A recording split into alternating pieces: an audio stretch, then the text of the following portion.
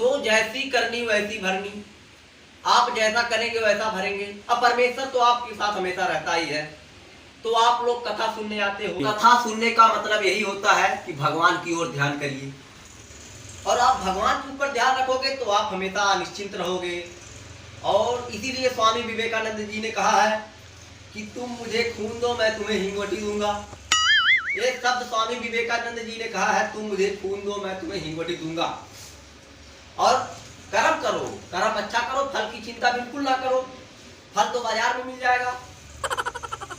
और रही बात मरने वाली पुत्र, तो मरने का टेंशन बिल्कुल ना लीजिए।